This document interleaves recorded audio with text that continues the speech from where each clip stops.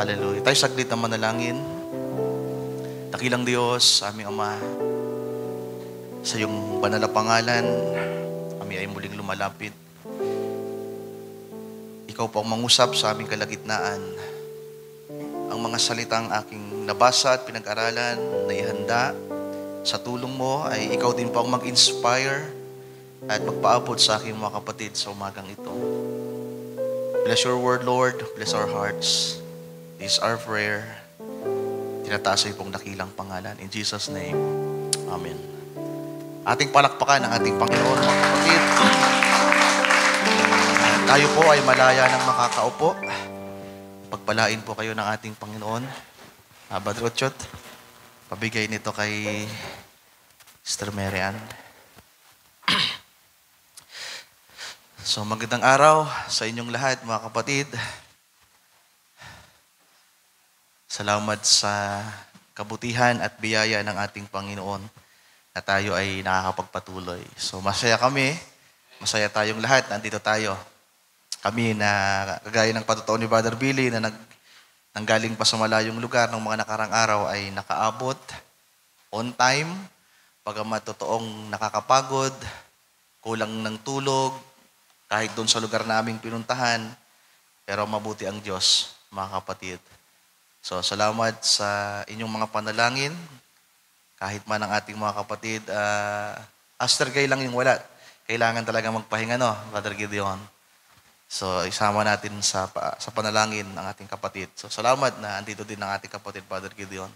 At Sister Jenny, God bless you. At yung mga andito yung mga taga-Ocampo. Si Robert, nasa baba. Okay, so salamat sa Panginoon, mga kapatid. So, hindi na ako magpapatotoo muna. Sapagkat nais kong sumentro tayo sa salita ng Panginoon. At si Brother Billy ay nagpatotoo naman kanina at nakakatuwa yung bagay na aming naranasan, mga kapatid. So aking pinagkakatiwala sa Panginoon ang lahat. So tayo tutungo sa ating presentation sa oras na ito sa mga salita ng Panginoon. Tingnan mo, Sister Mary Ann, yung Ba't alam mo na? Ay, isa. Ang daming PowerPoint dyan. So, na-inspire ako na i-preach ulit ito, mga kapatid. Pero ito ay updated. May mga bagay akong dinagdag at tinanggal. At sa aking files at sa aking pagkakatanda, I was preached this topic year 2017.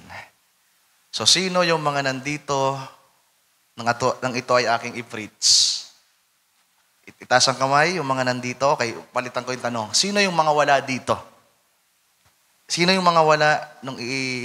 Yung title ko dati nito, Our Journey with God. Diba? Bago na yung title, The 3/4 of the journey of the believer's journey or The Journey of the Believers. 3 bahagi ng paglalakbay ng mga mananampalataya.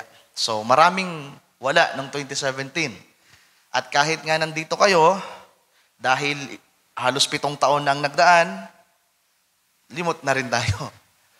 So, ito ipapaalala ko at i-inspire nawa ng Panginoon ang paksang ito sapagkat nang ito'y aking mabuo, mga kapatid, I was inspired by the Lord. Nabuo ko to sa church, halos 1 buong maghapon na nabuo ko ito. At naging blessing sa akin at maging blessing nawa ulit sa atin, mga kapatid. So, susog lang ito sa pangaral ni Brother Alex nung nakaraan na about sa pagtawag. Binigyan ng diin yung pagtawag. At si Brother Chad, nung Wednesday ay nabanggit si Abraham, yung promisan at yung ilang mga bagay na nandun. At lalo kong na-inspire dahil kami ay naglakbay ng malayo. We journeyed, mga kapatid. At napakasarap maglakbay. Pero at the same time, nakakapagod. So, tingnan natin sa mga salita ng Panginoon, ano ang nilalaman ng paksang ito na inihanda ng Diyos sa atin sa araw na ito, mga kapatid. So, magdadahan-dahan lang ako dahil gusto kong in Bible study ito i-present, pero kung dalhin natin sa preaching, mangyari po ang kalooban ng ating Panginoon. Saan yan? Sana malinaw. From 100 plus slide, ito ay naging 81 na lang kung ako nagkakamali. Ilang slide yan, Sir Marian?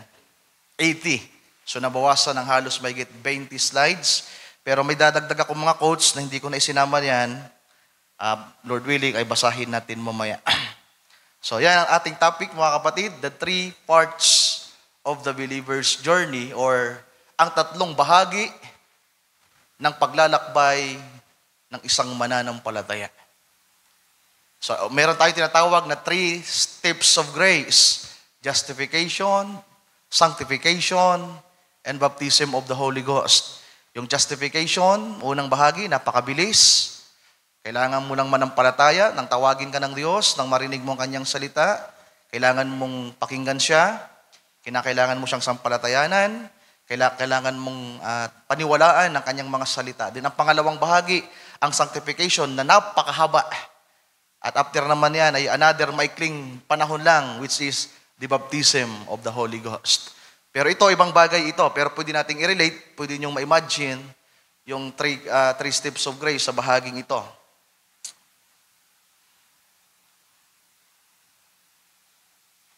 Okay, so dito lang ako titingin, mga kapatid. So unahin natin ito yung babasahin nating scripture. Ang tawagin ng Panginoon ang unang 2 alagad, si Andrew at si Peter. Sabi sa verse 35 ng John chapter 1 hanggang verse 37. Actually, hanggang from verse 35 to 43. Ang konteksto natin ay from verse 35 hanggang verse 43. Pero yung mga sumunod na mga talata ay nasa dulong bahagi pa. Mamaya ay babasahin natin. Sa verse 35 sabi diyan, again the next day, after John stood, si John the Baptist, and 2 of his disciples, may kasamang 2 alagad si Juan, at nakita nila ngayon ang Panginoon na nandoon sa River Jordan, and looking upon Jesus as he walked, he says, "Behold the Lamb of God." And the 2 disciples heard him speak, and they followed Jesus. So ang 2 disciple na ito ay alagad ni Juan Bautista. At ang isa ay si Andrew. Yung isa walang pangalan. So si Andrew ang isa, yung isa ay hindi pinangalanan. Verse 40, one of the 2 which heard John speak and followed him was Andrew, Simon Peter's brother. So hindi pinangalanan yung isa na nakasama ni Andrew na alagad ni Juan Bautista. Then itong si Andrew ay nakita niya ang kanyang kapatid na si Pedro.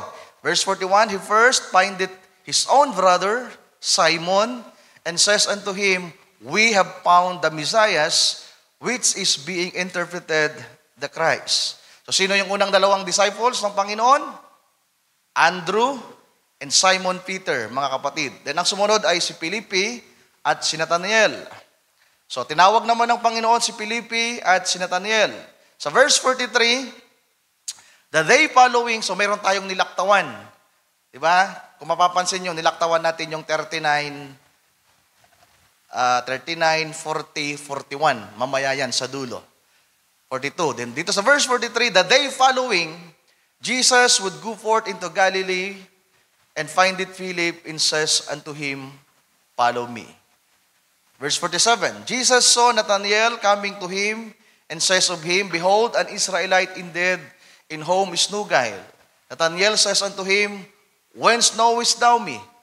Jesus answered and said unto him, "Before that Philip called thee, when thou wast under the fig tree, I saw thee." So, kakaiba yung pagtawag ng Panginoon kay Nathanael, mga kapatid, sapagkat merong napagandang testimony na bago pa sa tinawag ni Felipe, sabi ng Panginoon, "Nakita na kita." Diba?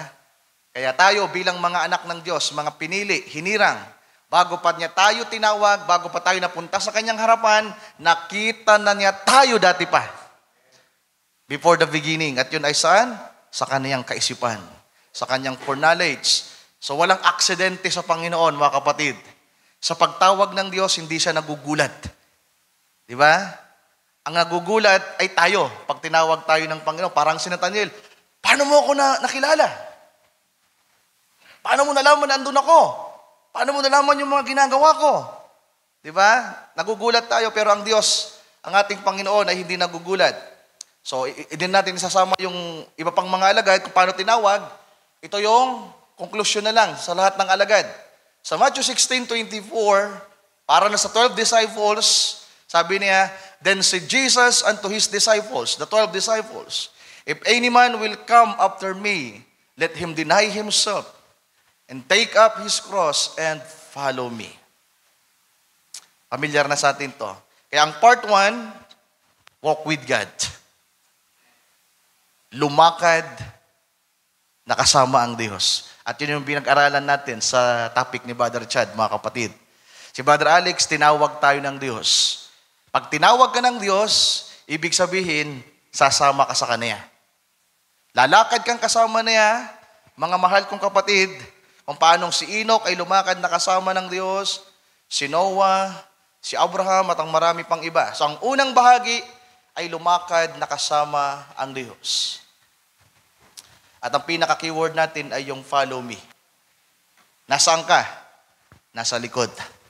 Nakasunod sa Panginoon. Kung saan siya papunta, dapat nakasunod tayo.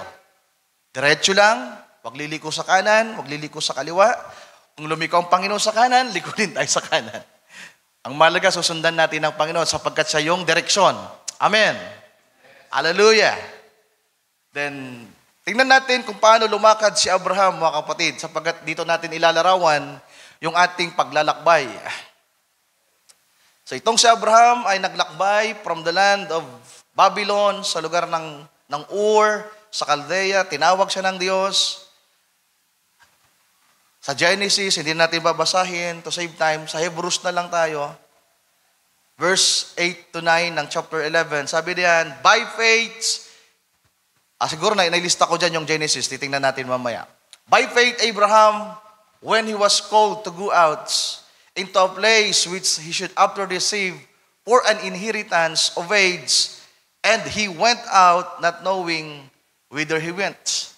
So nang tinawag ng Diyos si Abraham, mga kapatid, hindi niya alam kung ano kanyang gagawin. Hindi niya alam kung saan siya papunta. Ang mahalaga, sumunod siya sa Diyos. Parang tayo. Nang tawagin tayo ng Panginoon, nang makarinig tayo ng kanyang salita sa mga pangangaral, Bible study, paano man natin ito narinig, dahil nanampalataya tayo, hallelujah, merong tumibok sa puso natin, sa salita ng Diyos, then hindi man natin alam kung ano pa yung mangyayari. Sumunod tayo. At hindi madali yung pagsunod sa Panginoon. Sino dito mga kapagsabi na ang lumakad na kasama ng Diyos madali? Masaya, oo mga kapatid, masaya. Masarap. Masarap maging Kristiyano. Masayang maging Kristiyano. Pero ang tanong, madali po ba? Diba? Hindi madali. Kung paano yung paglalakbay namin papuntang Samar, hindi madali. Mapapagod ka. Merong effort, merong oras, merong finances, merong sacrifices. Pero ang mahalaga, nagawa mo yung isang bagay na gusto mong gawin. At ang ginagawa natin bilang Kristiyano ay gawin ang kalooban ng Diyos. Sumunod sa Kanya. So itong si Abraham ay kagaya natin na tinawag ng Diyos, sumunod sa Diyos at pumunta sa lugar na kung saan siya dadalhin ng Panginoon. Sabi sa verse 9, by faith he sojourns in the land of promise, sa Kanaan. Pumaroon siya at tumira. Nanirahan siya sa Kanaan, mga kapatid. As in a strange country, dwelling in tabernacles, meron siyang tinirahan niya ay tabernakulo with Isaac and Jacob, the heirs with him of the same promise. So nakinig si Abraham at pumaroon sa lugar ng Kanaan na ipinangako ng Diyos na ibibigay sa kanyang binhi. Then Genesis chapter 12, verse 1 to 4, andito pala, verse 1, sabi dito, now the Lord had said unto Abram, get thee out of thy country, and from thy kindred, and from thy father's house, unto a land that I will show thee. And I will make of thee great nation, and I will bless thee, and make thy name great, and thou shalt be a blessing. So yan ang pangako ng Panginoon, mga kapatid. Merong kalakip sa pagtawag. Ang kalakip ay pagpapala at glory. Blessing and glory and honor. Sapagkat may pagbabago sa kanyang pangalan. From Abram to Abraham. Dito, Abram pa yung kanyang pangalan. Yung binasa natin sa sulat ni Pablo, Abraham na sapagkat ang tiningnan ni Pablo ay ang tapos ng karanasan ni Abraham. Sabi niya, pagpapalain kita at padadakilain ko ang iyong pangalan. Sino sa atin dito ang gustong maging dakila ang kanyang pangalan? Na pag sinabing, Ryan, ang ganda ng testimony. Ryan walked with God. And he was found not. Because he had a testimony. Ang sarap nun, mga kapatid. So may pagpapala at mayroong pagpapadakila. Verse 3, and I will bless them that bless thee, and curse him that curse thee, and in thee shall all families in heaven, families of the earth, be blessed. So Abram departed as the Lord had spoken unto him, and Lot went with him, and Abram was 75 years old when he departed out of Haran. So nang si Abraham po ay tawagin ng Diyos, mga kapatid, nang si Abraham ay maging Kristiyano, ang edad niya ay 75 na. Pero at least yung buhay kasi noon medyo kakaiba pa yung pag-edad ng mga tao. Pero sa atin may mga tinawag na bata pa, mga young people, sila Brother Jeremy, mga bata pang tinawag, sila Joshua, pero si Abraham nang tawagin ng Diyos, may asawa na. At meron ditong mga tinawag na meron ng asawa. Then, verse 9, and Abram journeyed.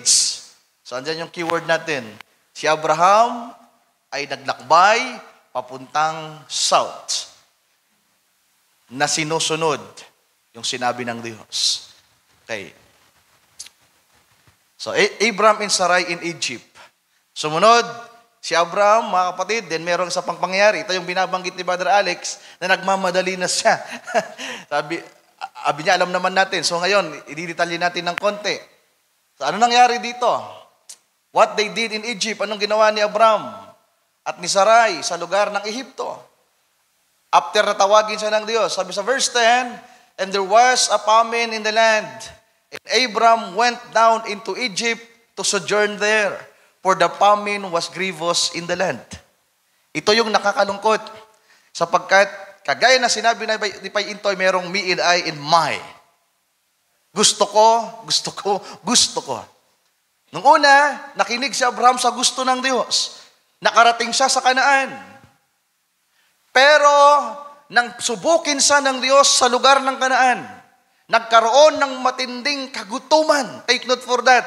Yung land of promise, na masaganang lupain, nakaranas ng kagutuman, mga kapatid. Sinubok ng Diyos. At ang ginawa ni Abraham, pumunta siya sa Ehipto. At doon nanirahan. Parang tayo, minsan lumilihis talaga tayo. Pumupunta tayo sa sarili nating daan, gusto, at pamamaraan, lalong-lalo pag pinag-usapan ang pangangailangan. Pag pinag-usapan ng pagkain, pera, needs, wants ng tao, nagagawa nilang mag-compromise, nagagawa nilang talikuran yung paglakad na kasama ng Diyos para lang matugunan ang kanilang pangangailangan. Tama ba? Dahil sa pag-aalinlangan, sa takot, sa mga karanasang hindi maganda, nagagawa nilang makalimutan yung pagtawag ng Diyos. Yung pagiging Kristiyano nila, yung pagtanggap sa salita, at pumaparoon sa isang bagay, ginagawang isang bagay na hindi naayos sa kalooban ng Panginoon. Then anong nangyari? And it came to pass when he was come near to enter into Egypt, that he said unto Sarai his wife, Behold, now I know that thou art fair woman to look upon. So nang malapit na sila sa Ehipto, sabi ni Abram kay Sarai, maganda ka. Ngayon, di natin babasahin. Sabi, natakot si Abraham na mamatay. Sapagkat ang sabi niya sa verse 12 and 13, kapag nakita ka ng mga tao doon, naasawahin ka at ako'y papatayin nila. Kaya kinakailangan nating magsinungaling. Sabihin mo, kapatid kita. Nagsinungaling si Abraham, mga kapatid, ipinagkanulo niya ang kanyang sariling asawa para lang, ano sabi niyan, upang siya ay mabuhay. Sa bahaging nasa dulo ng verse 13, sabi diyan, sabihin mo, pinamamanig ko na kapatid lang kita, upang ako ay maging mabuti at ang aking kaluluwa ay mabuhay. Diba? Tinawag ng Diyos pero matatakutin. Tinawag ng Diyos, Kristiyano, pero duwag. Sinungaling. Mapagkanulo. Ganyan ba yung mga tinawag ng Diyos? Ganyan. Katulad niyo. Katulad niyo. Katulad niyo si Abraham, mga kapatid. Tama ba? Katulad ko, katulad natin. Nagko-compromise, takot sa gutom. Dahil sa gutom, sa pangangailangan, nagsisinungaling. At nakakagawa ng mga bagay na hindi ayon sa kalooban ng Diyos. Then, sa kabila noon, mayroong pangako. The promised son. Daanan natin. Sa 15, kanina chapter 12 yung binabasa natin, nagbibiyahe tayo, chapter 15 na tayo, verse 1 to 4, after these things, the word of the Lord came unto Abraham, in a vision saying, fear not. Ano meron sa chapter 12, 13, 14? Duwag at matatakuting Abraham. Kaya nasabi ng Panginoon, ano ipagpapalakas niya sa ikalawang bahagi, Abraham, huwag kang matakot. Ako, I am thy shield and thy exceeding great reward. Hallelujah. Verse 2, and Abraham said, Lord God, what wilt thou give me? Seeing I go childless, and the steward of my house is this Eliezer of Damascus. And Abraham said, behold, to me thou hast given no seed, and lo, one born in my house is mine heir. So si Eliezer daw, ang kanyang tagapagmana. Verse 4, and behold, the word of the Lord came unto him, saying, this shall not be thine heir, but he that shall come forth out of thine own bowels shall be thine heir. May cellphone, kanina yung cellphone. Kay Lula Tansing. Baka tatawagin ka na Lula Tansing. Okay. Tuloy tayo. So, nasabi ng Panginoon, Abraham, meron kang magiging anak. Mula sa'yo, ang magiging tagapagmana. So, yan tinatawag na promised son, mga kapatid. Ano sabi sa verse 6? Yung mapag-alinlangan, duwag, natakot, pumuntang Ehipto, nagtrabaho para mabuhay, nagkanulo sa kanyang asawa para hindi mamatay. Mananampalataya. Talagang believer pala ito. Kaya anong title natin? Anong title natin? The three parts of believer's journey. Abraham journeyed. Sumagot siya sa tawag ng Diyos. Lumabas siya sa lugar ng Babylonia. Parang kayo lumabas sa Babylon, sa dating paniniwala, sa dating simbahan, lumabas tayo. Pero nang lumabas tayo, ang daming pagsubok. Di ba? Ang daming pagsubok. Pero sa kabila ng mga pagsubok na pinagdaanan natin, na kung minsan nag-aalinlangan tayo, natatakot tayo, gusto nating umatras, ang Diyos ay mabuti. Laging dumadalaw sa kanyang mga anak. Laging nagpapaalaala. Amen. Hallelujah. Kasi sabi dito, na ang Panginoon ay magpakita ng pangitain kay Abraham, sabi diyan, and he believed in the Lord, and he counted it to him for righteousness. Yung isang sinungaling, duwag at matakuting Abraham, nang manampalataya sa promised son, nang manampalataya sa anak ng pangako, siya'y inaring matuwid. Amen. Di ba merong higit na promised son sa atin? Isaac, mga kapatid. Sino ang promised son sa atin? No other than the Lord Jesus Christ. Na kapag tinanggap natin ang pangako, sapagkat para sa atin ang pangako, anuman ang ating nakaraan, anuman ang ating mga struggle sa buhay, kapag tayo ay nanampalataya sa Panginoon, it will counted righteousness to us. Pwede ba nating palakpakan ng ating Panginoon, mga kapatid ko? Hallelujah. So nanampalataya siya. Believer po ba sa Abraham? Kayo po, mananampalataya po ba kayo? Okay, pare-parehas pala tayo. Yung hindi pa baptize, hindi pa.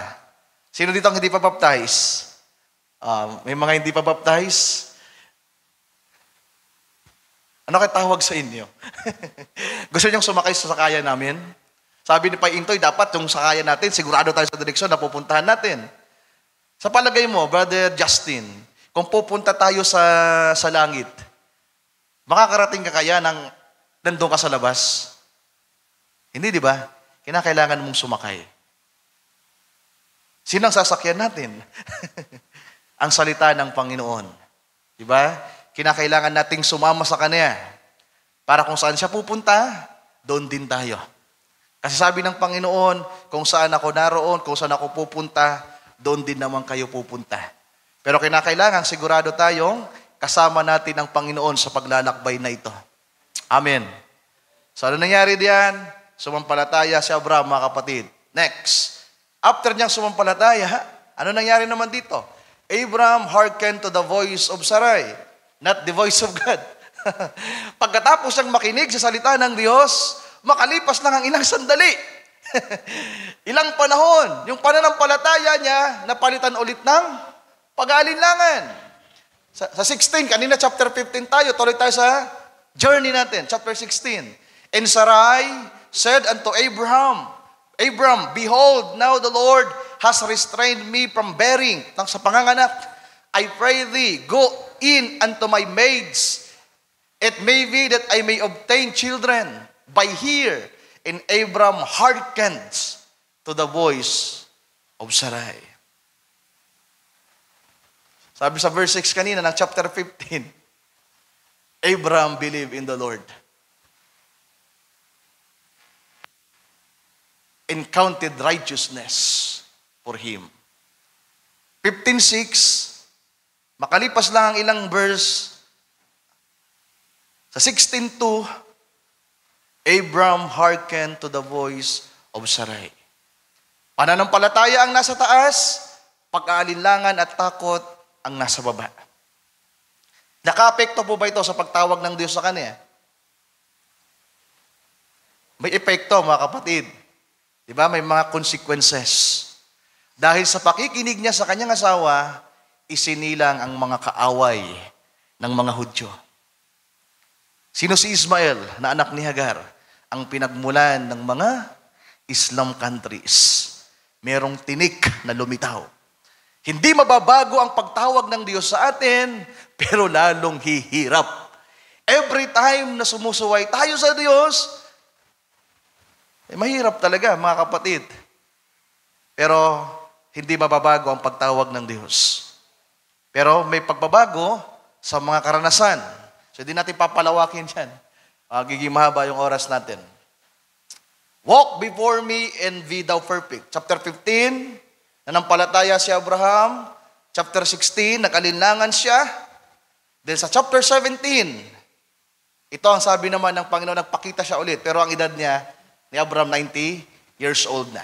And when Abraham was 90 years old and 99, the Lord offered to Abraham and said unto him, I am the Almighty God. Walk before me and be thou perfect. Ibig sabihin, mula before ang araw na ito, paatras, hindi lumalakad si Abraham ng sakdal sa Diyos. Kristiyano na siya, believers na siya, nananampalataya sa Diyos, pero may mga pag-aalilangan at takot, sa maraming panahong nagdaan, hindi pa siya sakdal sa harapan ng Diyos, mga kapatid. The difference, Abraham's age, tingnan natin yung pagkakaiba, yung diferensya ng dalawang edad na ipinakita sa Biblia na edad ni Abraham at yung pagtawag ng Diyos. Yung sinabi ng Diyos sa kanya. Sa Genesis 12, yung unang binasa natin, nagsimula tayo, sa Genesis chapter 12, ang edad niya ay 75. Tama po ba? Then after, sa chapter 17, verse 1, ang kanyang edad ay 99 years old. Abraham's journey, tingnan natin, from called out commission to walk before me and be thou perfect commission. Kailan yung called out commission? Chapter 12 ng Genesis, lumabas sa Babylonia. Tama ba? Kung sa atin pa ilalarawan, lumabas sa dati nating paniniwala. Sa dating lugar na kung saan tayo, nandoon. At ang pangalawang pagtawag ay yung chapter 17 na kinakailangan na nating maging sakdal. Maging sakdal si Abraham, mga kapatid. Then, yung una ay ito, yung 17, Genesis chapter 17. Ang edad niya ay 99. Nung tinawag siya from Babylon, sa unang pagtawag ng Diyos, ang kanyang edad ay 75. Kapag ibinawas natin yan, yung pagitan ay 24. 24. Tama ba? Si Brother Jeric, may patotoo dyan sa 24 na yan. Narinig na natin. A total of 24 years. Ano meron sa 24 years? Isang Kristiyanong hindi sakdal. Ilang taon na kayong Kristiyano? Siguro si Regina ang pinakamatagal ng Kristiyano dito simula ng tawagin. Si Regina, uulitin ko ulit yung tanong ko sa iyo, na malimit yung itanong sa iyo. Ilang taon na po kayo bilang isang Kristiyano? Ha? 1985 ka tinawag. Dudamat, Brother Jeff. 2024 ngayon. 29. 39. Sakdal ka na. Si Abraham, 24 lang. Ikaw, 39. Hindi pa daw, sabi si Rina, hindi pa. Lalo naman siguro yung mga baguhan. Pero wala yan sa edad at gaano katagal, mga kapatid ko. Alam nyo kung magiging sakdal tayo bukas at nung isang buwan ka palang tinawag o kaya kahapon ka palang binautismuhan, pero mag-aagaw na, isusugo na ang pangako, sabay-sabay tayong magiging sakdal sa harapan ng Diyos.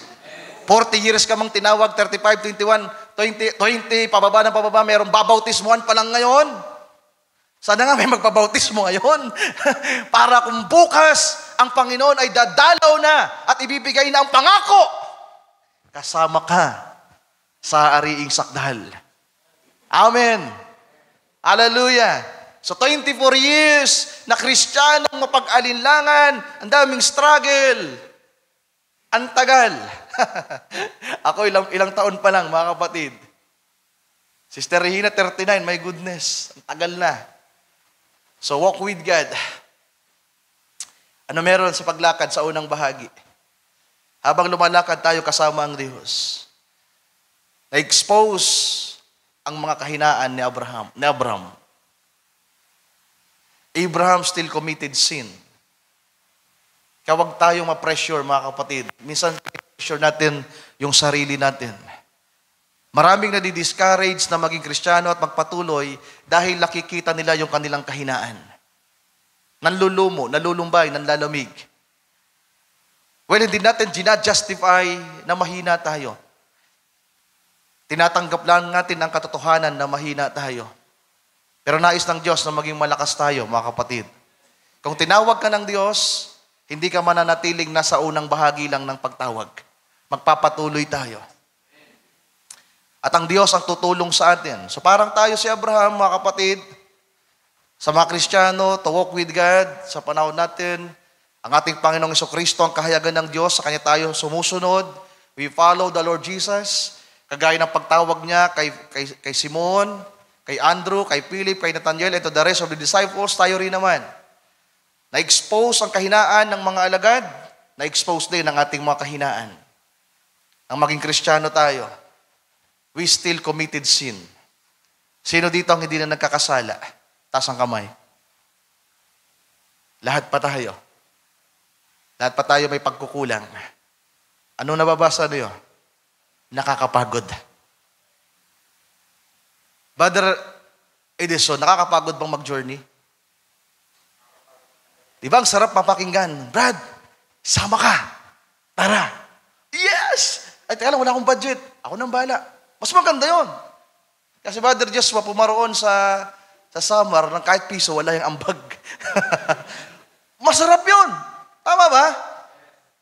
Pero habang bumibiyahe kami, banking dito, banking doon, bangin dito, dagat dito, masayang nakakatakot na nakakakaba. Tama ba?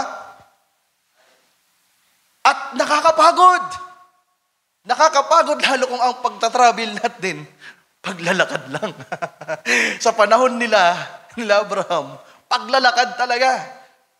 Buti na lang sa atin, may motor na tayo, may mga sakyan na tayo, Pero sa panahon ng ating Panginoon, pag sumama ka sa Kanya, matutulog ka sa disyerto. Tama ba? May mga panahon na walang makakain. Pero salamat, kapag ang Panginoon ang kasama natin, sagot niya ang lahat ng kailangan natin. Brother Edison, wala ding ambag yan. Gustong mag-ambag. Sabi ko, wag na. Gustong mag-tights eh. Sabi ko, wag na. Sagot na kita, Brad. Well, kung magbibigay ka kasi pinasagana ka ng Panginoon, sige, dagdag natin. Sige, tatanggapin ko yan. Pero lalo kang pagpapalain. Nakakapagod, mga kapatid. Nakakapagod bang maglakbay? Masaya. Exciting. Masayang maging Kristiyano. Nang marinig natin ang salita ng Panginoon na maging Kristiyano tayo, papunta tayong langit. Biyahing langit. Lahat naman talaga sasama. Pero pag nalaman na kung paano ang biyahe, ang daming bawal na dadaanan. Isang ruta lang tayo. Marami po bang hindi sumama? Marami bang hindi sumama? Maraming hindi sumama, mga kapatid. Iilan lang ang gustong sumama sa biyahing ito. Biyahing papuntang langit, Payintoy. Hindi lahat gustong sumama. Pero mapalad ang mga tinawag at pinasama ng Diyos sa paglalakbay na ito. Masaya ang maging Kristiyano, pero titiyakin ko at tinitiyak ko sa inyo na ang pagiging Kristiyano ay nakakapagod. At alam yun ng Diyos, mga kapatid. At kapag nakita niya tayong napapagod, papasok ang ikalawang bahagi ng journey natin. Ito ang pinakamasarap din na bahagi. Ang isa sa gustong-gusto ko kapag bumibiyahe at nagjo-journey, nagta-travel, magpahinga saglit at kumain. Diba? Sabi ng Panginoon sa mga nabibigatan na, sa mga pagod na, magsilapit kayo sa akin. Diba? Sa biyahe, nung pauwi na nga kami, nakailang hinto kami, pahinga kami ng pahinga. At ano ginagawa sa pamamahinga? Kwentuhan, tawanan, nakakalimutan yung pagod. Pinag-uusapan na yung mga dinaanan, yung maganda at yung pangit, yung mga karanasan. So kailan natin nararanasan yung ma-relax na tayo at mawala yung pagod, mga kapatid? Diba? Sa gawain ng Panginoon. So mamaya makikita natin yan. So nakakapagod ang unang bahagi ng paglalakbay. What we need to do. Kapag pagod na tayo, at alam ng Diyos sa pagod na tayo, mga kapatid, alam niya kung anong dapat niyang gawin at ipapaalam din ng Diyos sa atin kung anong dapat nating gawin. Ang pangalawang bahagi ng paglalakbay ay dine with God. Kasi mahirap po na maglakad lang. Naalala niyo yung dalawang alagad papuntang Emmaus? Pagod na pagod, layo ng paglalakbay. Sumabay ang Panginoon. Walk with God sila ngayon. Pero hindi pa nila kilala ang Panginoon. Takot, pag-alinlangan, sama ng loob, discouragement yung kanilang nararamdaman. Pero habang kasama nila ang Panginoon, di nila namamalayan, masaya sila. Kailan lang nila na-realize na masayang maging Kristiyano? Nung umupo na silang kasama ang Panginoon at bigyan sila ng makakain. Amen. Kanagawa na nilang sabihin, hindi bagat nag-aalab ang ating mga puso habang siya'y kasama nating naglalakad. Ang napapansin lang kasi natin, yung pagod kuminsan. Pero kapag ang Panginoon nakasama na natin, mga kapatid, at umupo sa dulang ng pagkain, merong komunyon na nagaganap. Merong mas intimate na pag-uusap, sharing na nangyayari. So, bibilisan natin. Dami kong adlib, mga kapatid. Nakailang slide na tayo, Sir Marian? 38 na. Kakalahati na tayo. Malapit tayo sa kalahati. 80 slide tayo. 38 na. So, ano meron sa pangalawa? Yung kung una ay follow me. Ang pangalawa na panyaya ng Panginoon ay tara, kain tayo. Dine with me. So ito, tingnan natin yung mga disciples. Ang isa sa tinitingnan din nating halimbawa ay ang mga alagad. Ang panahong ito ay panahon na kung saan ang ating Panginoon ay ipinako na sa krus. Siya ay namatay ng 3 araw, pero muling nabuhay. At yung mga alagad na naging Kristiyano, tagasunod ng Panginoon, nangaral, nagturo, nakasama ng Panginoon sa paglalakbay sa unang bahagi, kung saan pumunta ang Panginoon, kasama nila ang Panginoon. Pero ng ating Panginoon ay mamatay. Di ba? Nang siya ipako, ano nangyari? Sa verse 3 ng John 21, sabi dito, Simon Peter says unto them, I go a-fishing. Backslide to. Sa John chapter 1, ito huling chapter 2 ng John, sa John chapter 1, nakita ng Panginoon na nangingisda si Pedro. Sa Matthew chapter 4, nakita mismo ng Panginoon si Andrew. Iba yung sulat, iba yung record ng Matthew sa record ng John. So hindi natin po problemahin yan.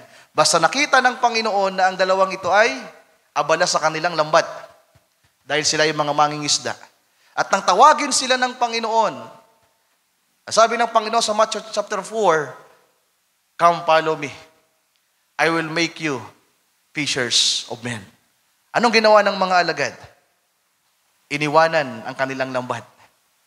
Iniwanan ang kanilang bangka. Sumunod sa Panginoon. Sa loob ng 3 years, lumakad silang kasama ang Panginoon. Napagod ba sila?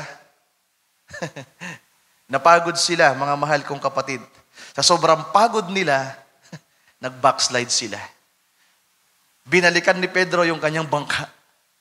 Binalikan ni Pedro yung kanyang lambat. At sabi niya, mangingisda na ulit ako. Tinalikuran niya yung kanyang pagiging manggagawa. Tinalikuran niya yung pagiging disipulo. Hindi pa siya converted totally, yung puso niya. At sino yung mga kasama niya? Yung the rest din ng mga disciple. Sabi nung iba, they say unto him, mga alagad din po yan.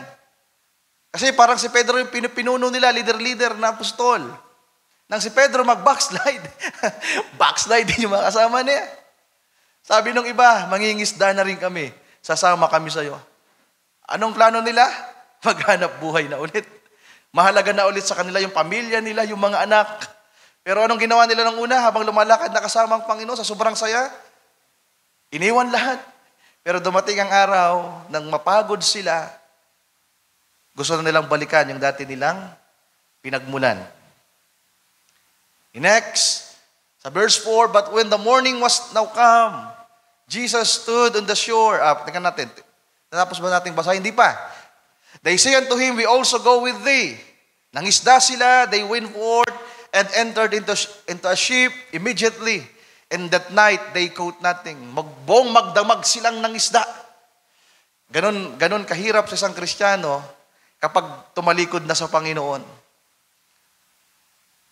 Wala ka nang makukuha. Di ba? Sapagat ang totoong biyaya at pagpapala nasa Kanya, mga kapatid. Kapag nagpasimula tayong tumalikod sa Panginoon, akala natin maganda. Pero actually, wala tayong makukuha diyan. Wala silang nakuhang anuman. In verse 4, But when the morning was now come, nang mag-umaga na, Jesus stood on the shore, biglang nagpakita ang Panginoon. But the disciples knew not that it was Jesus. Tingnan niyo yung puso nila. Nang magpakita ang Panginoon, sa may baybay, hindi nila nakilala ang Panginoon. At sabi niya sa verse 5, Then Jesus says unto them, Children, have ye any meats? Mga anak, meron ba kayong pagkain diyan? They answered him, No. Wala silang dalang tinapay. Wala silang dalang anuman, wala silang makakain. Wala silang huling isda. sabi na Panginoon, meron ba kayong pagkain diyan, mga anak? Pwede pang magalit si Pedro. Pagod na siya. Magdamag kaming nang huli, tapos bigla ka magtatanong, meron kaming kung may pagkain kami. Buti na lang, di niya sinermonan ng Panginoon nung panahon na yun. Kasi di pa niya kilala. Baka balagbag yung sagot niyang, wala. Manghuli ka din kung may mahuli ka. And he said unto them, inutusan niya ngayon ang kanyang mga alagad, Cast the net on the right side of the ship. Pinangaral ko na rin to dati. Bakit kailangan sa kanan? Hindi natin yan aaralin. Ipinangaral ko na yun dati. Cast the net on the right side of the ship, and ye shall find. They cast therefore, and now they were not able to draw it for the multitude of fishes. Nang sumunod sila sa Panginoon ulit, for the first time, yung walang huli buong magdamag, isang itsa lang ng lambat. Sabi doon, hindi na nila kayang mahila. At nang isakay nila sa bangka yung isda, halos lumubog ang kanilang bangka. Yan ang biyaya ng Panginoon kapag sumusunod tayo sa Kanya. Amen. Pero subukan nyo, huwag kayong sumunod. Tumalikod kayo. Gawin nyo na lahat ng effort nyo. Pagod kayo. Walang kwentang buhay to. Tagal-tagal ko ng Kristiyano, ganito pa rin. Pero ang Diyos mabiyaya. Kung matututo lamang tayong ma-recognize at makilala siya, mga kapatid. The next. Therefore, that disciple whom Jesus loved says unto Peter, si John yan, yung pinakamabata sa kanila, si John the Beloved. Kaya tinatawag na Jesus love, si John the Beloved yan. Ang unang nakakilala na yun ay ang Panginoon ay si John the Beloved. Sabi niya, it is the Lord. Sabi niya kay Pedro, ang Panginoon ito. Now when Simon Peter heard that it was the Lord, he girded his fisher's coat unto him, for he was naked, and did cast himself into the sea. Sabi ni John, ang Panginoon yan. Tapos anong nangyari kay Pedro? Hubad siya. Backslider talaga. Wala nang hiya. Tumalikod na, bumalik na sa pangingisda. Wala nang pakialam sa sarili. Kaya nung ginawa niya, nang marinig niya si John, ang Panginoon ito. Bigla siyang nagdamit. Pero sa sobrang hiya niya sa Panginoon, tumagbang siya sa bangka. Magpapalunod na lang siya. Ganyan yung mga Kristiyano, di ba, pag nanlalamig na. Kapag ang Panginoon dumalaw sa kanila, dinalaw ng mga manggagawa, nahihiya na.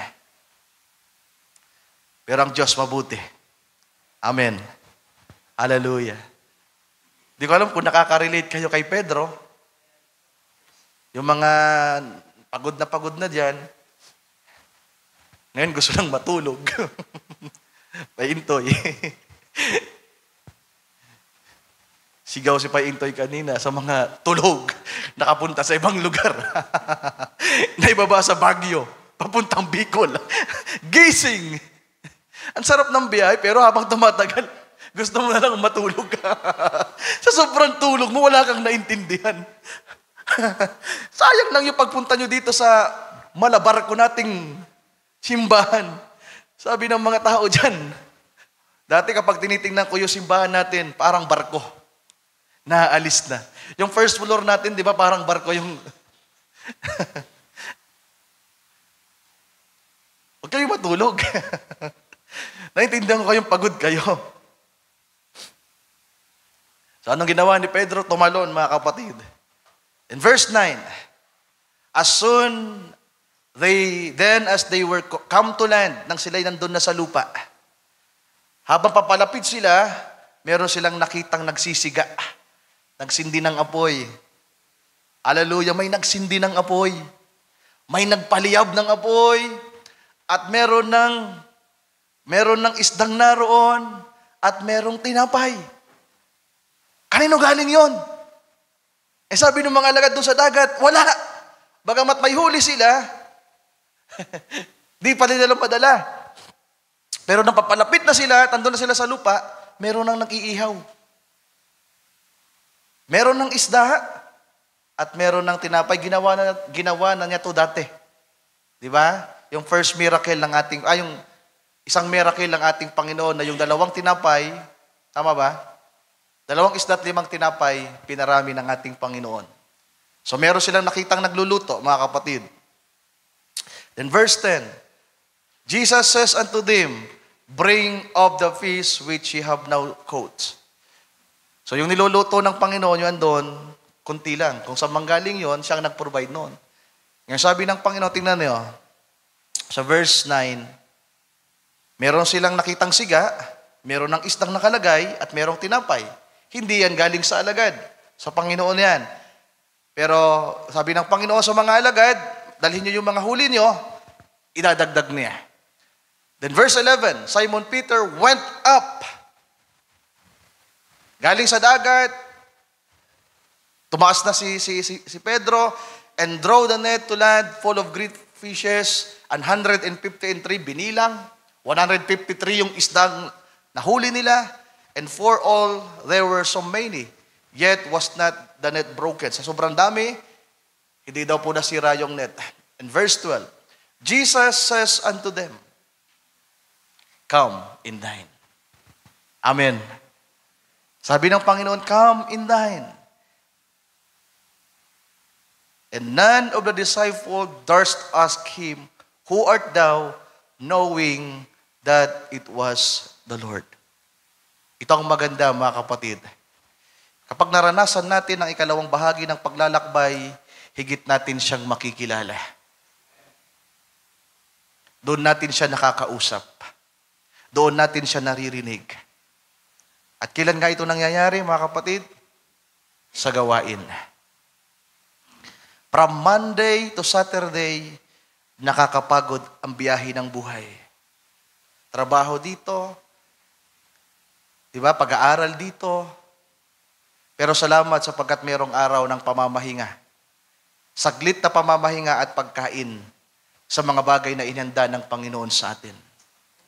Meron siyang salita. Merong tinapay, merong isda para sa atin. Pero pinapayayahan din tayo ng Panginoon na ibahagi kung anong meron sa atin. Kaya nagsisharing tayo. Narinig natin yung mga testimony. Narinig natin yung mga awit. Mga handog awit, mga awitan. At ang bawat isa ay nare-refresh. Amen. Yung pagod na kalagayan ay nare-refresh. Sana nga, mga kapatid ko, from Monday to Saturday, nakakaranas tayo ng mga discouragement, panghihina. Pero pag araw ng linggo, dinadala tayo ng Panginoon dito para magpahinga saglit. Para kumain ng kanyang salita. Hallelujah. Verse 13, Jesus then cometh and take the bread and give it them in peace likewise. Sino ang nagluto? Sino ang naghanda? Sino ang nag-provide? Ang Panginoon. Pwede ba natin siyang palakpakan, mga kapatid? Hallelujah. Sa pangalawang bahagi ay come and dine. Pamamahinga. Saglit. So, kailan nagpanyaya ang Panginoon sa kanila ng salusalo? Sa panahon na pagod na sila. Sa panahon na pagod na tayo, ang Panginoon ay may pangungusap, may inilalagay sa puso natin na kauhawan, ng kagutuman, para umupo, magpahinga saglit at makinig, kumain ng kanyang salita. Hallelujah. The conditions of the disciples, yung panahon na yon bago yung come and dine, ang nararanasan nila ay takot, discouragement, weak. So, sa laptop ulit yan, Sir Mary Ann, mga kapatid, humiwalay. Sa akin, hindi yan nakahiwalay yung kay. Weak. Mahina sila. Lonely. Parang yung dalawang disciples, papuntang Imaos, malungkot, confused, hindi na nila alam yung kanilang gagawin, disappointed. Parang tayo kung minsan, sa unang bahagi. Pero anong ginawa ng Panginoon sa kanila, mga kapatid? Yung pagod, gusto ng Panginoon na sila ipapagpahingahin, palakasin.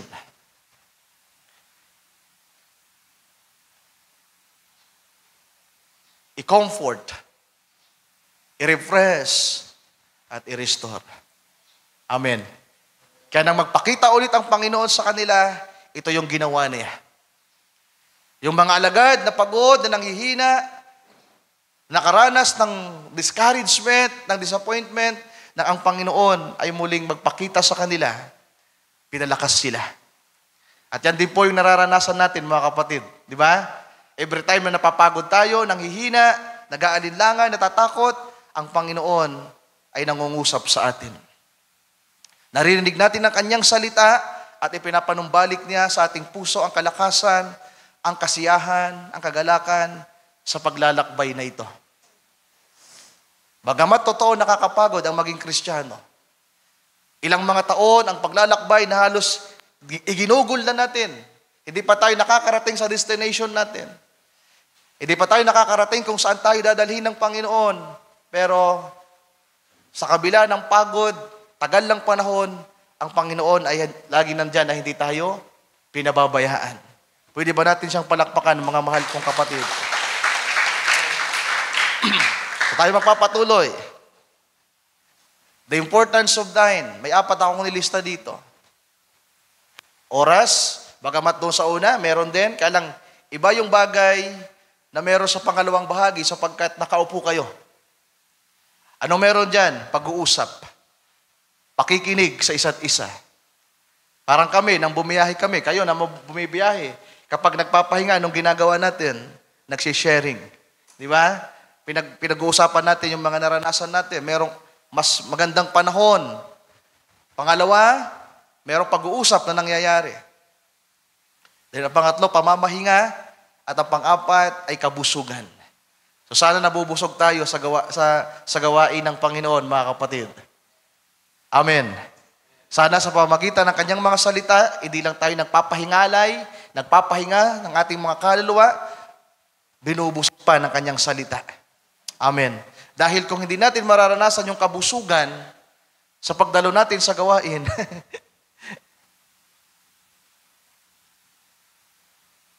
baka hindi natin tinatanggap yung bagay na inaalok ng Panginoon sa atin. Siya ang nagpo-provide, ang kailangan lang natin ay tanggapin ito, mga kapatid. So merong 4 na mahalagang bagay sa ikalawang bahagi ng paglalakbay. Then, ituloy natin yung paglalakbay ni Abraham, mga kapatid. After 24 years, ito ang maganda dito. After 24 years, andito yung commission, Genesis chapter 17, walk before me and be thou perfect. Nasa Genesis chapter 17 yan, verse 1. Kailan yan nangyari? After 24 years. Pangalawang nangyari, after 24 years, God changed His name from Abram to Abraham. Then pangatlo, God made a covenant of circumcision. So ito yung nabanggit ni Brother Chad. After 24 years, mga kapatid, dito lang nagkaroon ng pagsasalo-salo si Abraham at ang rihos. So God dined with Abraham.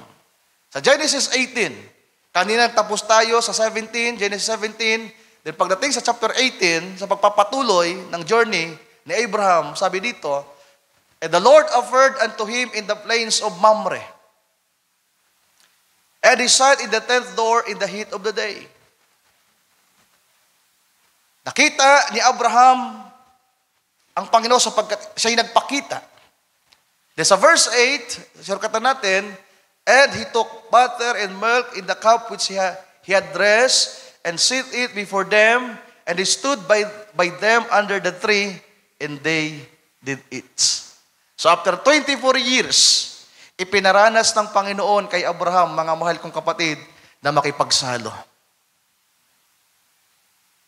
Nasa puso pala yan ng Panginoon. Naniniwala ba kayo doon? Na gusto ng Diyos ng salo-salo? Kaya nga after the rapture, ano meron sa langit sa 7 years? Sino nakakaalam? Ano meron sa 7 years? Salo-salo lang yon. 7 taon na salo-salo. 7 taon ng celebration. Kaya nga may inaawit tayo, di ba? Yung table, nandun. Isa sa gustong-gusto ng Panginoon ay kainan, mga mahal kong kapatid. Fellowship. Yung mga sumusunod sa Panginoon, alala niyo, halos libo-libang sumusunod, napagod sila sa kakasunod sa Panginoon, anong ginawa niya? Pinaupo niya ang lahat. At ano yung purpose ng Panginoon? Bakit sila pinagpahinga? Bigyan ng pagkain. Pagsalo-salo. At nais ng Panginoon na makipagsalo sa atin. At yan ang gusto niyang mangyari sa atin, mga kapatid. Every time na nasa gawain tayo, andito siya.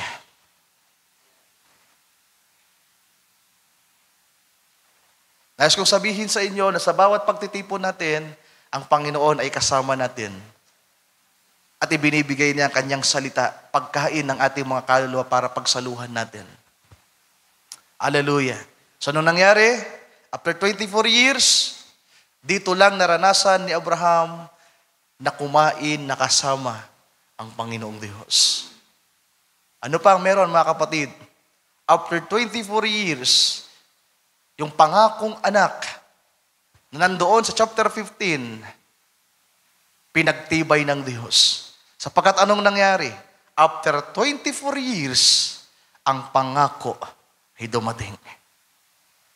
Bagamat totoong napakatagal ng paghihintay na ginawa ni Abraham, mga mahal kong kapatid, hindi madali yung paghihintay. Isa sa nakakapagod din na karanasan kapag nasa biyahe, yung paghihintay. Yung tagal ng oras bago ka makarating sa destination. Di ba? Kahapon lang, talagang mauubos yung pasensya mo sa paglalakbay. Nung andong kami sa Fier, sa May Alin, ang tagal ng babaeng naglilista. Kasi yung nasundan namin van, yung sasakyan. Lahat ng pasahiro, mano-manong isinusulat yung pangalan, yung mga detalye. Magkasunod kami ni Brother Bill, talagang kulang na lang sumabog ako. Kasi ang init-init, ay nakasuot pa ako nung nung jacket ko ang kapal-kapal. Kaya sabi ko kay Brother Billy, the art of waiting, the art of patience. So ano meron? Sa paghihintay natin sa Panginoon, sa paglalakbay, mga mahal kong kapatid, sa paghihintay sa lugar na pupuntahan natin, nakakapagod. Pero merong panahon na talagang mararating din natin yan. At mararanasan. After 24 years, yung pangakong anak, si Isaac, ay dumating. Ano pa? Ito, basahin natin. Verse 10 ng 18, and he said, I will certainly return unto thee according to the time of life, and lo, Sarah thy wife shall have a son. Nangyari yan, nung panahon na yan. Then verse 14, is anything too hard for the Lord? At the time appointed, I will return unto thee according to the time of life, and Sarah shall have a son. So lahat ng bagay nakatakda na mangyari.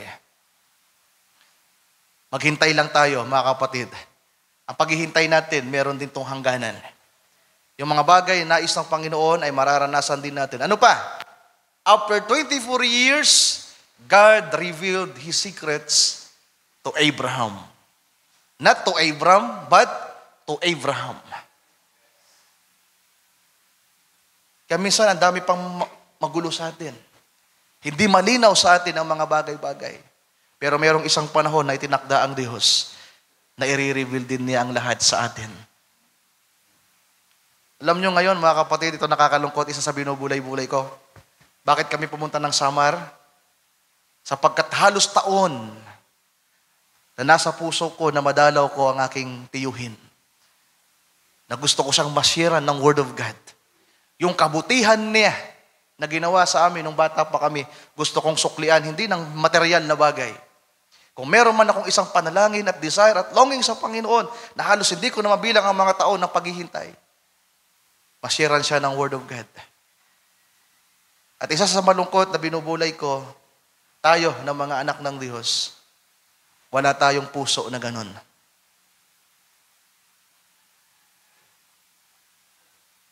Sa loob ng 24 years, kasama ni Abraham si Lot. Pero wala siyang ginawa. Pero after 24 years, nang i-reveal ng Panginoon ang kanyang mga gagawin, doon siya namagitan para kay Lot. Yung Lot na tumitipo sa foolish virgin, yung Lot na naroon sa lugar na maganda sa Sodoma at Gomora, merong Abraham ngayon, after 24 years, na nagmalasakit sa kanyang kapatid.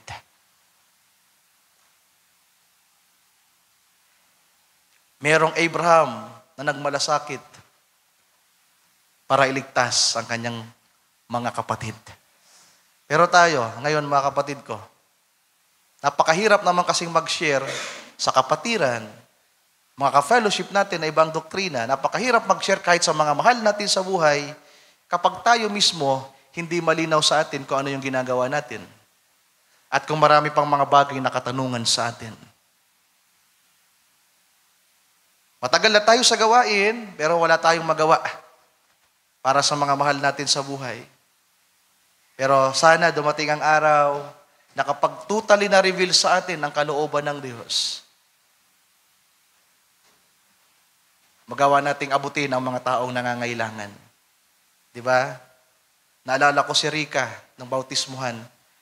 Sabi niya, Kuya Ryan, wag mo nang i-post sa Facebook yung picture kasi baka makita nila mama. At naintindihan ko yun. Even Crystal. Nagpaalam pa ako kay Crystal. Sabi ko, Crystal, okay lang bang i-post natin yung baptism niyo? Kasi baka makita ng mga kamag-anak mo. Iglesia sila ni Manalo. Diba? So mahirap para sa kanila na ilantad ang katotohanan. Naabutin ang mga mahal nila sa buhay. Kagaya rin ni Ate Jay. Na Ate Jay, nasira niyo na po ba yung mga mahal niyo sa buhay? Di ba? Kahit paano, hindi pa, no? Kasi mahirap. Mahirap para sa isang mananampalataya na abutin ang kanilang mga mahal sa buhay, kapatid, kakilala, kaibigan, kapag hindi pa malinaw sa iyo ang kalooban ng Diyos. Pero nang malaman ni Abraham kung anong mangyayari sa lugar ng Sodoma at Gomora, na nangangailangan ng kaligtasan ang kanyang pamangkin, namagitan siya.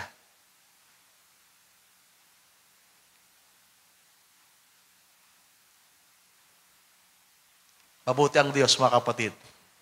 Lagi siyang nagbibigay ng panahon at pagkakataon. Yung isang anghel, yung mighty angel, kay Abraham nagpakita. Yung dalawa, saan pumunta? Sa Sodoma at Gomora. Pero merong Abraham na namagitan para sa kanyang pamangkin. At salamat sa Diyos, si Lot. Nakaligtas ba si Lot, mga kapatid? Kahit papaano si Lot ay nakaligtas. Dinanas nga lang niya yung tribulation. So after 24 years, God revealed His secrets to Abraham. Kaya huwag kayong mag-alala. Hindi man malinaw sa atin ang mga bagay-bagay sa ngayon, merong panahong itinakda ang Diyos na i-reveal din niya sa atin ang mga bagay na yan. At maiintindihan natin ang plano ng Diyos, mga kapatid.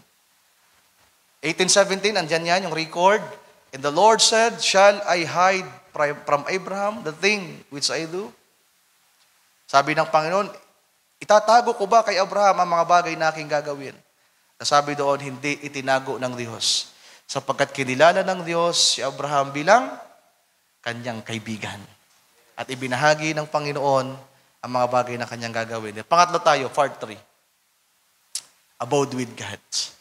So ibang bagay ito, mga kapatid. Kung babalikan natin yung John, so ang pangatlo, abide with me.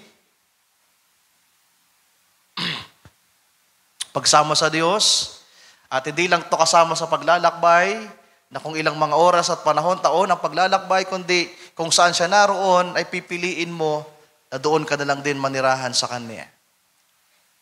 Okay, balikan natin yung John chapter 1, yung beginning ng mga scripture na binasa natin kanina, nilaktawan natin yung verse 38, andito sa dulo. Then Jesus turned and saw them following and says unto them, yung dalawang alagad, what seek ye? Anong hinahanap niyo sa pagsunod sa akin? Bakit kayo sumusunod? Anong hinahanap niyo? They said unto him, Rabbi, which is to say, being interpreted, Master, where dwellest thou? Panginoon, saan ka nakatira? Saan ang lugar mo? So ito yung gusto nilang makita. Ito yung kanilang gustong marating. Ano sabi sa verse 39? He says unto them, come and see. They came and saw where he dwelt and abode with him that day. For it was about the 10th hour. So naglakbay sila ng buong maghapon. Pero ang talagang nasa isipan ng mga alagad, hindi lamang maglakbay na kasama ang Panginoon, kumain na kasama ang Panginoon, kundi marating ang lugar na tinitirhan ng Panginoon at matulog na kasama ang Panginoong Diyos. Hallelujah. Ano sabi diyan, mga kapatid? Sabi ng Panginoon, hali kayo, tingnan niyo. Yung una, come and follow me. Pangalawa, come and dine with me. Sabi pa ng propeta, kapag pinapasok ka sa bahay, pag nasa sala ka pa lang, hindi ka pa espesyal. Pero kapag pinatulog ka sa kwarto, espesyal ka. At gayon ang nais ng Diyos sa atin, mga mahal kong kapatid, dalhin niya tayo sa kanyang lugar at papagpahingahin ng walang hanggan. Kasi sa pagpapahinga sa kalawang bahagi, come and dine, pwede kang makaidlip saglit, makapagpahinga saglit. Pero ano meron sa pagtulog? Ano meron sa pagtulog? At tumira sa isang bahay. Lalong-lalo na kung ang bahay na ito ay napakainam, napakaganda. Complete rest, mga kapatid ko. Kaya ang pangatlo, ang dulo ng lakbayin natin ay mamamahingang walang hanggan kasama ang ating Panginoong Diyos. Totoo nakakapagod, pero huwag niyong kalilimutan saan tayo papunta. Nang tawagin niya tayo, ang nais niya, dalhin tayo kung saan siya naroon. Hindi niya sinabi, tara punta tayo doon. Ang sabi ng Panginoon, meron akong inihandang lugar sa inyo. Upang kung saan ako naroon, doon na rin kayo. At ito yung nasa isip ng dalawang alagad, mga kapatid ko. Kabagamat nakakapagod, sabihin natin in general, sa paglalarawan, pagtitipo, yung 11 disciples at lahat ng mga alagad ng unang panahon, mahirap na sumunod sa Panginoon. Maraming struggle, maraming sacrifices. Pero alam nila kung saan sila papunta. Sana ganun din tayo. Alam natin kung saan tayo papunta. Sa lugar kung saan naroon ang ating Panginoong Diyos. Wala nang higit doon, mga mahal kong kapatid. Kaya ano meron sa pangatlo? Come and see, abide with me, tumira, matulog, sa kung saan ang lugar ng Panginoon. So ang Greg mong salita ng abode ay meno. Nang ibig sabihin niyan, to stay. Manatili ka na. Kasi sa John 17, anong sabi ng Panginoon sa John 17? Hindi ko na isinama. Abide with me. Abide in me. Abide in my words. Paulit-ulit yung sinabi ng Panginoon na manatili, to stay. To remain. Isa rin itong lugar na tirahan at isang tahanan. Pag sinabing abode, manatili ka diyan. Lugar yan na pwede mong panatilihan, isang tahanan yan na pwede kang magpahinga ng walang hanggan. Amen. Di ba kakaiba yung pamamahinga kapag talaga andun ka na sa lugar na pupuntahan mo? Kay, ang oras di mo kapahintulot mga kapatid, tuloy natin. Basahin natin ang Revelation chapter 3 verse 20. The invitation of the Lord Jesus Christ. So sa Revelation chapter 3 verse 20 sabi dito, behold, I stand at the door and knock. If any man hear my voice and open the door, I will come into him and will sup with him and he with me. Familiar na to sa atin. Merong tatlong bahagi ito. 3 parts of Revelation chapter 3 verse 20. Una, I stand at the door, kumakatok siya, and knock. If any man hear my voice and open the door. First part. Second part, I will come into him and will sup with him. Pangatlo, he with me. Sa unang bahagi, kumakatok ang Panginoon. Kapag pinakbuksan mo siya, kapag nakinig ka sa kanyang salita, ano man ang ginagawa mo, nang marinig mo may kumakatok at merong nagsalita, kumilos ka. Linapitan mo ang Panginoon, pinakinggan mo ang kanyang salita. That's the first part, mga kapatid. Nakinig ka sa Panginoon. You followed Him. Pero anong sumunod? Papasok siya sa iyo at magkakaroon ng fellowship. Magkakaroon ng pagsasalo-salo. Ano sasabihin ng Panginoon sa pagsasalo-salo? He will reveal His secrets. Tapos ang pangatlong bahagi, isasama ka na niya. Amen. Hallelujah. Tatawagin ka ng Panginoon, magkakaroon kayo ng pagsasalo-salo, din ang pangatlo, kung saan siya naroon ay nandun ka na rin. First part, walk with God. I stand at the door and knock, if any man hear my voice, and open the door. Siyempre, pag pinapasok mo siya, papasok ang Panginoon, anong mangyayari? Lalakad kayong magkasama. Tama ba?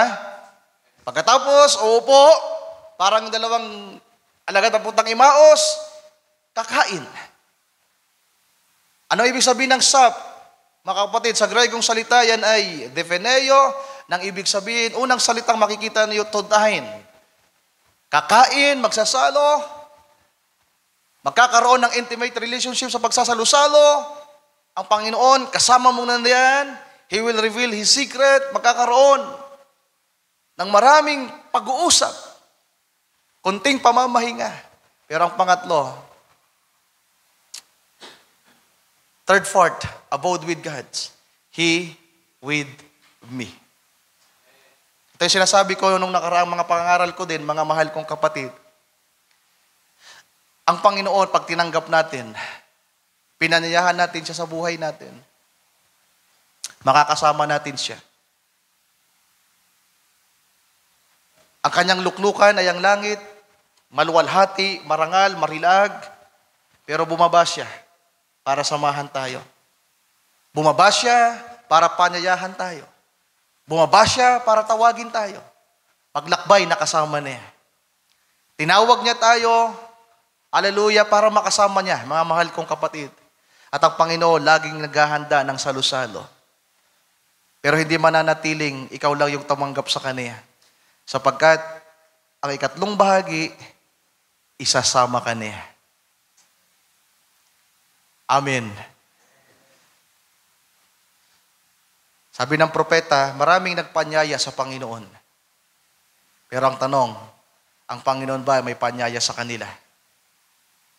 Maraming nag-welcome sa Panginoon. Pero ang tanong, winelcome ba sila ng Panginoon? Ibang bagay, yung tinanggap mo ang Panginoon, at tinanggap ka rin niya. Sapagkat ikaw, siya mismo ang tumawag sa iyo. So maraming mga tao, ang inaasahan nila sa paanyayang ito, pero mabibigo sila. Sabi ng scripture, many are called, but few are chosen. Marami ang tinawag, pero kakaunti ang piniling makasama at makapasok. Parang yung 10 dalaga lang yan, 10 dalagang naghihintay. Yung 5 ang nakapasok sa kasalan, sa salo-salo. Yung 5 ay naiwan sa labas. Kamapalad ang mga pinaanyayahan, tinawag, at nararanasang makasalo ang Panginoon sa kanilang buhay. Itong titiyakin ko sa inyo, mga mahal kong kapatid, kung hindi nyo nararanasang makasalo ang Panginoon, sa paglalakbay na ito sa pananampalataya, puro pagod, discouragement, takot, pag-aalinlangan ng ating nararanasan. Pero kung ang Diyos ang pumili sa inyo at tumawag sa inyo, hallelujah, ang Diyos ay laging mayroong inihanda para sa inyo. May mga salitang ipinagkakaloob niya para tayo ay ma-refresh at lumakas. Sa verse 20, sabi diyan, behold, I stand at the door and knock. If any man hear my voice and open the door, I will come into him and will sup with him and he with me. Nagtapos yan sa verse 21, to him that overcomes, ang makapagtiis sa paglalakbay na ito, sa tagal ng panahon, well, I grant to sit with me in my throne. Saan ang punta natin? Sa kaharian ng ating Panginoong Jesucristo. Tinawag tayo sa mahirap na kalagayan. Para tayong mga dalaga, kasintahan na mula lang sa simple at mababa at abang kalagayan. At merong nanligaw. Diba? Parang si Eliezer na pinuntahan si Rebecca. Anong ginawa ni Eliezer kay Rebecca? Isinama sa paglalakbay papunta doon kay Isaac. Ang kaibahan natin, mga mahal kong kapatid, ang Panginoon ang kasama natin sa lakbaying ito. At saan ang punta natin? Sa kanyang kaharian. Hindi lang ito spiritual na kaharian na nasa John chapter 3, na sino mang mabautismuhan sa tubig, makikita nila ang kaharian. Mabautismuhan sa Espiritu, makakapasok sa kaharian. Ibang bagay ito, sapagkat ito ay literal na kaharian. Nakasama natin ang Panginoon na maghahari. Amen. 1,000 taon sa millennium at magpawalang hanggan sa bagong langit at bagong lupa na inilaan niya para sa atin. Hallelujah. Sabi niya, to him that overcomes, will I grant to sit with me in my throne, even as I also overcame, and am sit down with my Father in his throne. John 14:1-3. Let not your heart be troubled. You believe in God, believe also in me. In my Father's house are many mansions. If it were not so, I would have told you, I go to prepare a place for you. Merong lugar na inanda sa atin. Nasabi ng Panginoon, dadalhin niya tayo doon. Kung saan siya naroon, doon din tayo paroroon. Sabi sa verse 3, and if I go and prepare a place for you, I will come again and receive you unto myself, that where I am, there ye may be also. Can we say amen? Iniwanan muna tayo ng pagkatagal-tagal ng Panginoon. Paglisan mo, dama ang lungkot, magpakalakas kayo, ang iyong tinuran, ibahagi, tama ba? Kalimutan ko lyrics ko. Ipahayag ang iyong salita. Diba? Ang tagal na nating naghihintay. Pero sabi niya, I will come again. Amen. Amen. Hallelujah. Upang kung saan siya naroon, isasama niya tayo. Parang biyahe to na ang daming hinto-hinto muna. Paintoy. Parang biyahe namin papuntang summer. Ang daming hinto.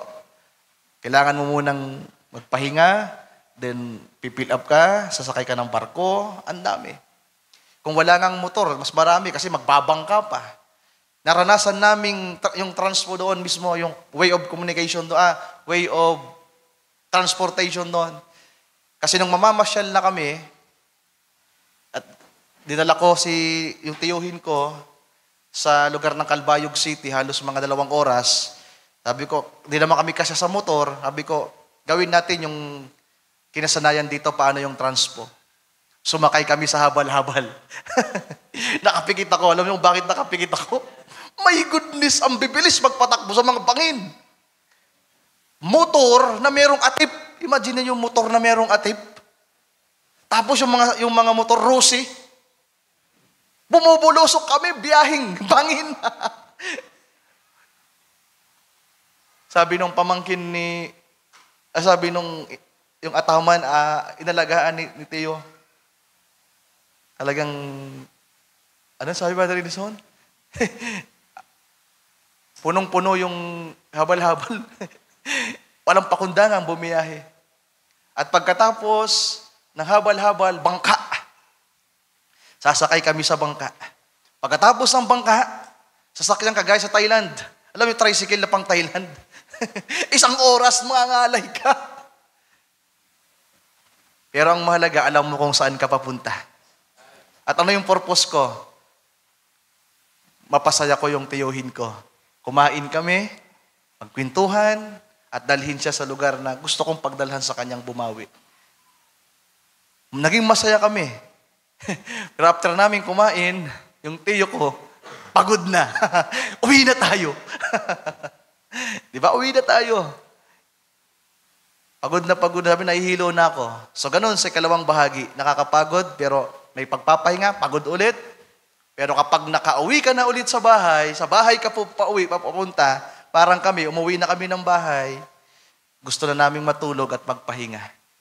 At sa langit, mga mahal kong kapatid, kapag naranasan natin ang huling bahagi ng ating paglalakbay, mamamahinga na tayo magpakailan-kailanman nakasama ang ating Panginoon. Pwede ba natin siyang palakpakan, mga kapatid? Okay, huling mga talata, Revelation 21, verse 3 to 4, "And I heard a great voice out of heaven saying, Behold, the tabernacle of God is with men, and He will dwell with them, and they shall be His people, and God Himself shall be with them, and be their God." Hallelujah. "And God shall wipe away all tears from their eyes, and there shall be no more deaths, neither sorrow, nor crying, neither shall there be any more pain, for the former things are passed away." Wala nang kapaguran, wala nang kamatayan, wala nang kalungkutan, pagtangis, wala nang paghihirap.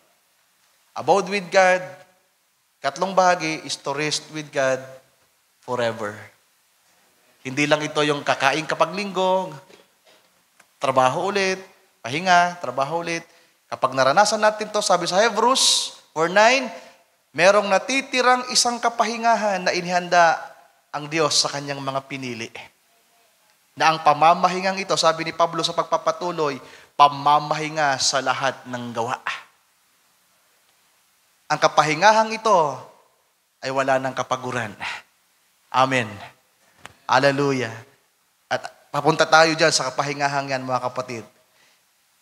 So, i-summarize natin. So, naiiba talaga. Hindi ko alam kung paano natin ito mariremedyohan. Kapag napunta sa... Kaninong laptop yan, Sir Marian? Sa'yo? Pag napunta sa laptop niya, nababago. Sa laptop ko, saka dito, maayos yan. Pero okay na. Okay lang yan. Walk with God. Unang bahagi, nagsimula tayo diyan. Come and follow me. Diyan magpapasimula. Pangalawa, gitnang bahagi, dine with God. Come and dine. Pangatlo, dulong bahagi, abode with God. Come and see. Sa unang bahagi, masaya, pero nakakapagod. Saglit na pamamahinga. At ang panghuli, walang hanggang kapahingahan sa piling ng ating Panginoon. That's the believer's journey. May simula, may proseso, may gitnang bahagi, may dulo. Ang mahalaga pa intoy, alam natin kung saan yung direksyon natin. Tiyakin natin kasama natin ang Panginoon sa paglalakbay na ito. Amen. Pagpalain tayo ng ating Panginoon, natin siyang palakpakan, mga kapatid. Hallelujah. Sigurado ang ating pupuntahan kung ang kasama natin ay ang ating Panginoon. Hallelujah. Salamat sa kanyang mga salita, mga kapatid. Tayong lahat ay magsitayo sa oras na ito. Hallelujah. Pwede ba tayong umawit?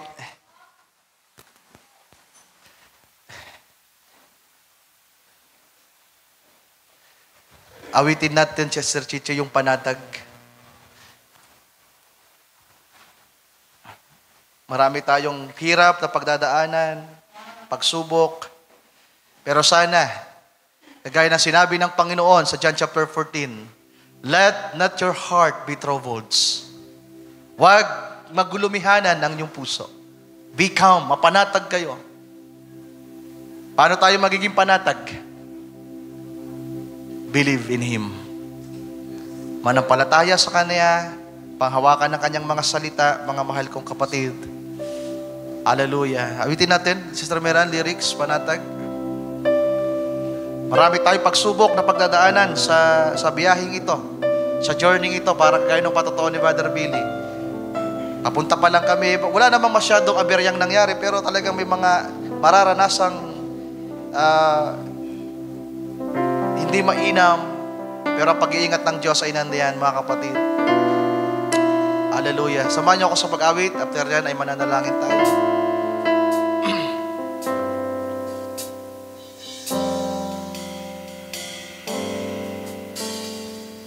Gaano man karami. Thank you, Brother Jeremy. Na dumating, lahat ay kakayanin. Gaano man katindi ang unos na susuungin, panatag ang damdamin. Pagkat kasama ang Diyos sa bawat oras at sandali, lumilipad ang biyahe natin pataas. Hallelujah. Kalakasan niyang hatid, pagkat kasama ang Diyos sa lahat ng panahong nilalayag ang dagat ng tadhana. Anong ibig sabihin ng nilalayag? Nilalayag, journey. Di ba ka lang sa dagat? Verse 2. Di man nakuha ang pangarap na minidhi, magpapatuloy pa rin. Yes, Lord. Sa kabiguan o sa kawalan, mananatili sa Diyos pa rin. Pagkat kasama ang Diyos sa bawat oras at sandali, lumilipad na taglayang kalakasan niyang hatid. Pagkat kasama ang Diyos sa lahat ng panahong nilalaya ang dagat ng tadha. Verse 1, awitin natin ulit. Panatag. Maraming pagsubok, pagdadaanan sa journey, pero makakayanan natin ng lahat. Ang pagsubok na dumating, lahat ay kakayanin. Thank you, Lord. Gaano man katindi ang unos na susuungin, let not your heart be troubled. Believe in God, mga kapatid. Pagkat kasama ang Diyos sa bawat oras at sandali, lumilipad na taglayang kalakasan niyang hatid.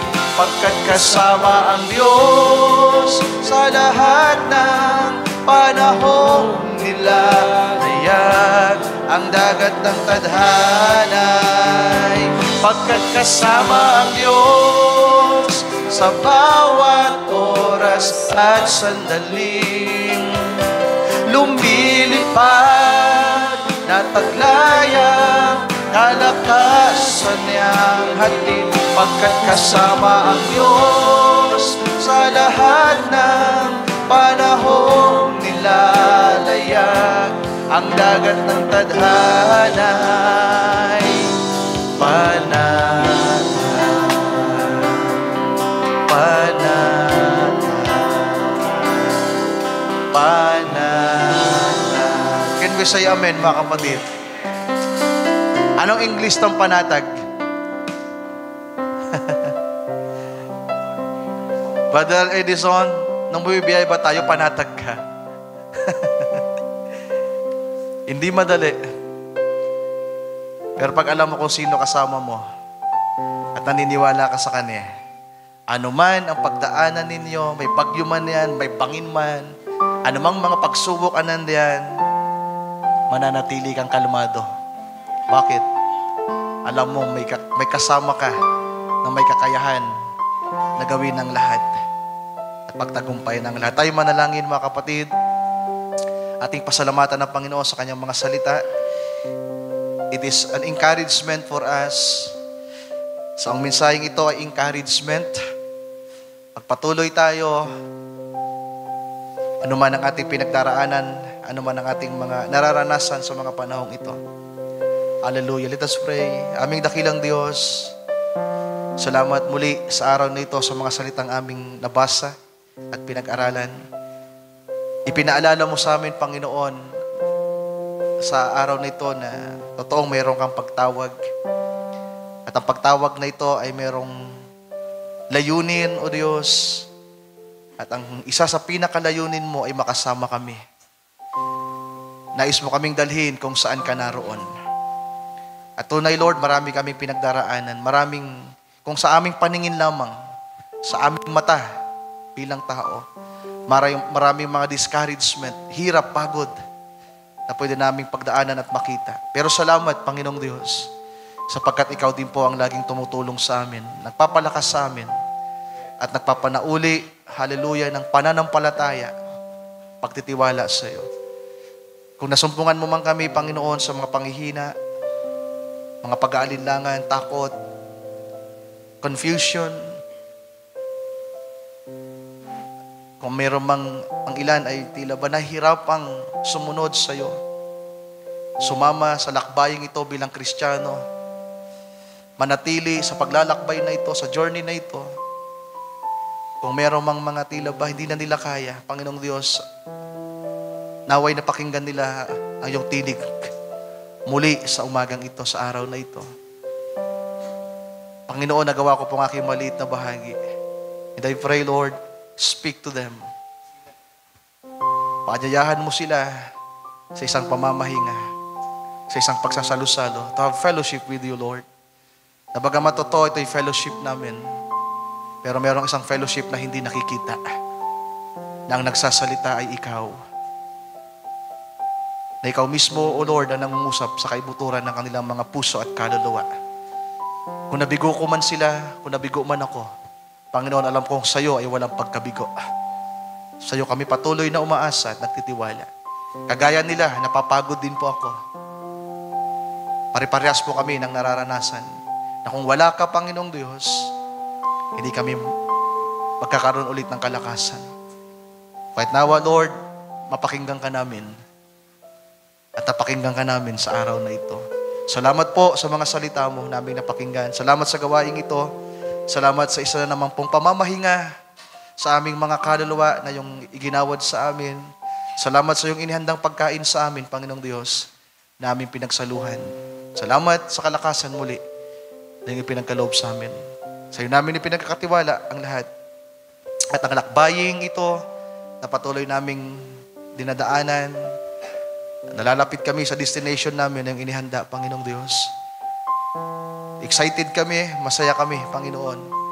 Sa kabilang banda, bilang nasa laman ay napapagod kami. Patuloy lamang kami nga asa sa iyo at magtitiwala. Sa iyo namin ipinagkakatiwala ang lahat, Lord.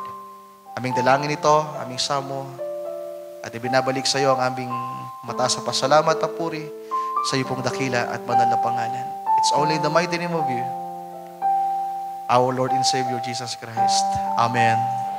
Amen. And amen. Ating palakpakan ng ating Panginoon, mga kapatid.